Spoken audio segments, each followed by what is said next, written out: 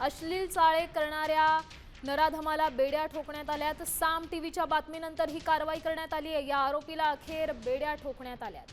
चिंचवडमध्ये अश्लील चाळे करणारा आरोपी सध्या ताब्यात आहे। साम टीव्हीच्या बातमीचा हा इम्पॅक्ट आहे। या संदर्भातली अधिकची माहिती देत आहेत आपले प्रतिनिधी गोपाळ मुदघरे। गोपाळ, नेमकं घडलंय काय? कशा पद्धतीने याला बेड्या ठोकण्यात आल्या?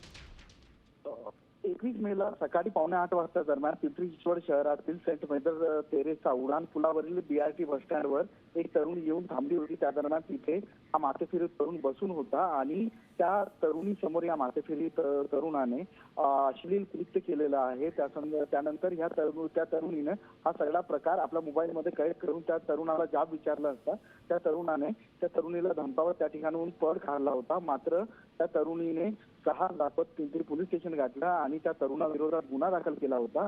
त्यानंतर पिंपरी पोलिसांनी या प्रकरणामध्ये कारवाई करत जाकीर शेख नावाचा हा जो माथेफिरू जो तरुण आहे ज्याने त्या तरुणीसमोर अश्लील कृत्य केलं होतं याला अखेर बेड्या ठोकल्या।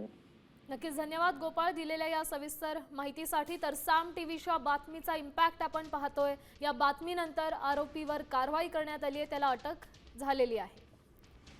अश्लील चाळे करणाऱ्या या आरोपीला बेड्या ठोकण्यात आल्यात। आपण दृश्यांच्या माध्यमातून या आरोपीला पाहू शकतोय।